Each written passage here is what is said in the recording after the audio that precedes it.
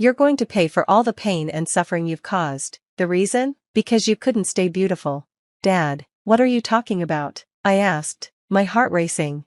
My name is Michelle, and just moments ago, I felt a sense of achievement like never before. Today, I finally paid off my mortgage. It had been a long journey. My husband Daniel and I took out a loan right after we got married, a 35-year mortgage that we agreed to split equally. Fortunately, we managed to save a bit since the land belonged to my grandfather, and we had permission to build on it. But even with that advantage, paying back the loan was no easy task. Once our daughter Lisa, now a high schooler, was born, I found myself constantly juggling work, childcare, and housework, barely catching my breath. Daniel wasn't much help around the house, so most of the responsibilities fell on me. The only reason I could manage it all was that I worked from home. Daniel had initially promised to take on more of the financial burden, saying, "Just because you're home doesn't mean I'll dump all the work on you. I'll cover more of the finances, trust me." That promise, however, only lasted for a few years. His attitude shifted about 3 years into our mortgage repayment, right after Lisa was born. "You've got it easy being home all day. I bet you take naps when you're not up at night with Lisa. The least you can do is get the housework done," he'd say, belittling my work-from-home job. To him, it was nothing more than a hobby, just a way for me to earn some extra pocket money. But the reality was far different. Deadlines, projects, and constant demands made working from home just as stressful as any office job. And balancing that with housework and taking care of Lisa, it was exhausting.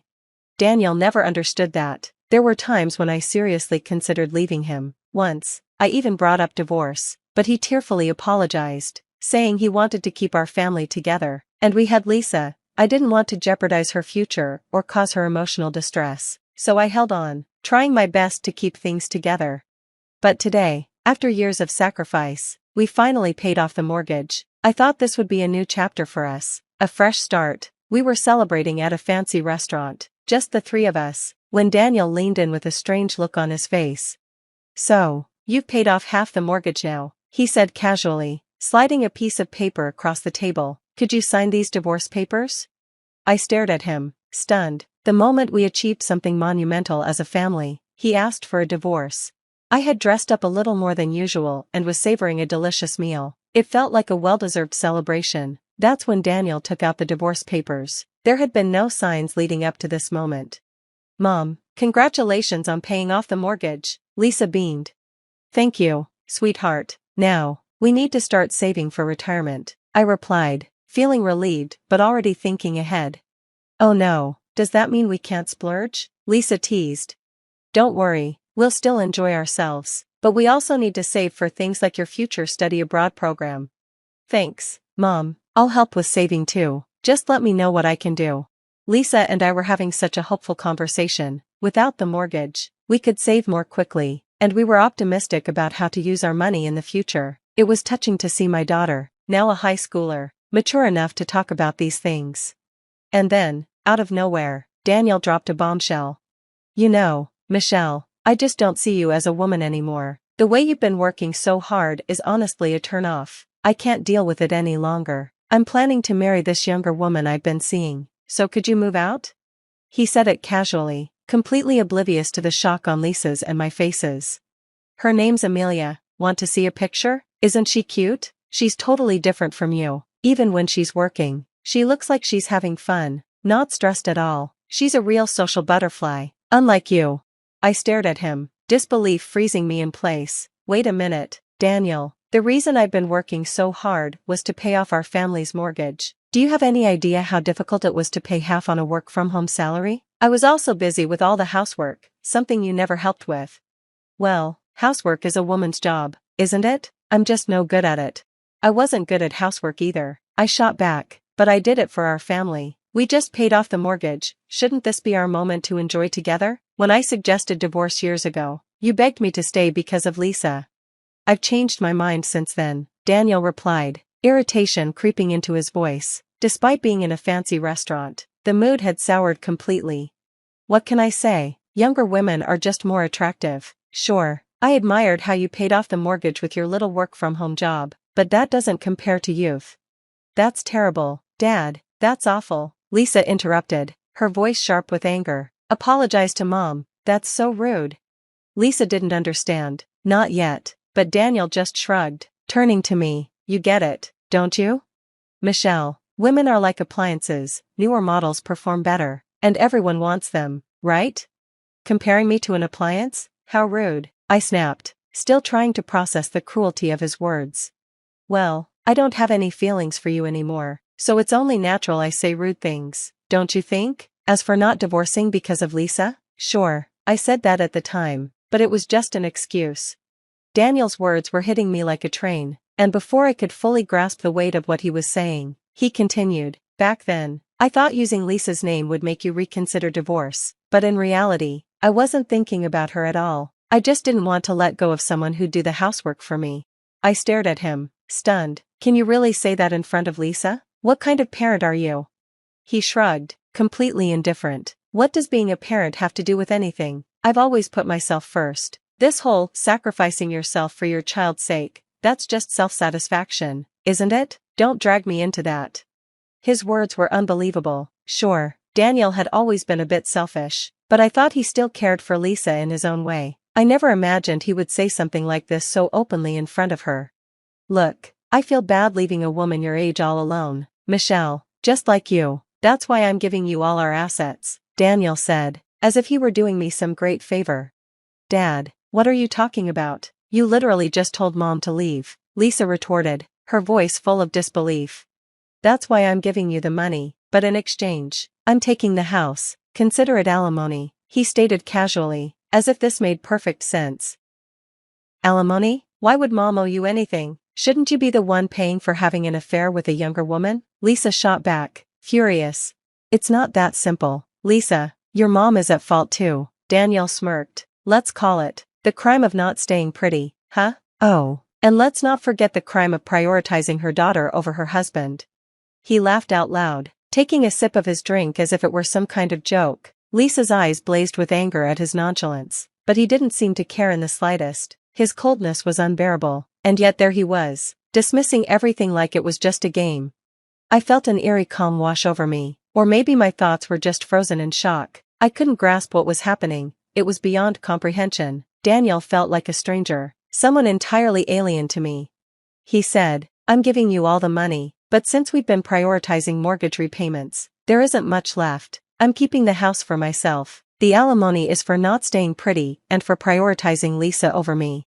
None of this made any sense. I was desperately trying to find the right words to address this bizarre, alien version of Daniel. I thought involving lawyers and our families might be the practical next step, but before I could speak, Lisa jumped in. By the way, Dad, is this young woman you're talking about the one who lives about 5 stations away? She asked, her voice steady. She's a bit older than me, right? You met her about 3 months ago, didn't you? Daniel looked taken aback. What? How do you know that? Lisa, ignoring his surprise, continued while glancing at her smartphone. My friend's dad got into a similar situation recently. A woman approached him, trying to steal his attention away from his wife. But unlike you, he and his wife saw through her intentions and kept her at bay. Daniel's face flushed with anger. Lisa, how can you talk to me like that? I'm just telling the truth, Lisa said calmly. I heard that the situation at my friend's house was tough for a while, but what's important is what comes next. It seems this Amelia targets men who are already in relationships. She likes the thrill of stealing them, rather than genuinely liking them.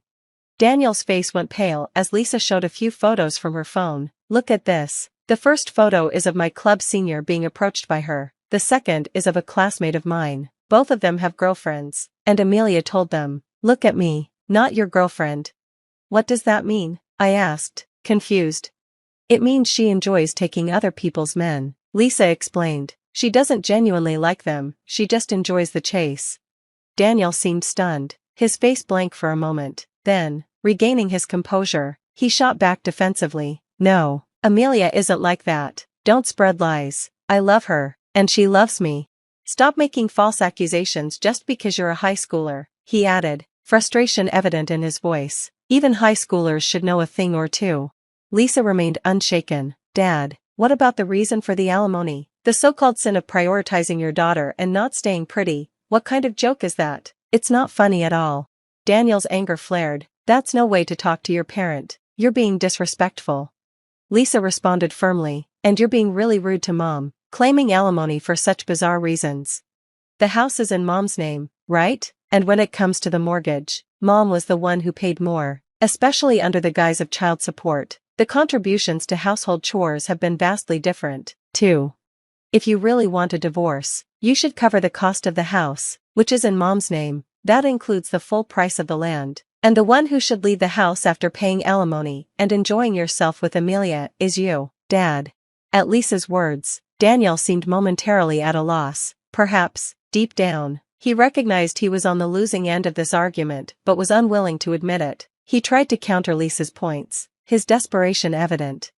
You're just trying to avoid the divorce and making up stories. Amelia doesn't have a hobby of stealing husbands. She told me I was her destiny, Daniel blustered, his face reddening. Lisa, unfazed by Daniel's protest, continued to examine the menu with excitement, seemingly indifferent to his attempts at justification.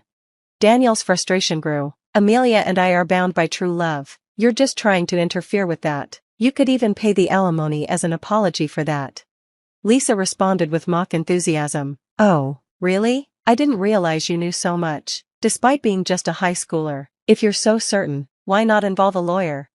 Daniel stammered. What? You think you're right, don't you? But Mom won't accept such an absurd alimony claim. Yes, it's clear that Mom won't accept such a ridiculous claim, Lisa agreed. So let's do this. We'll finalize the divorce papers today, and we can deal with the alimony and property division with a lawyer later.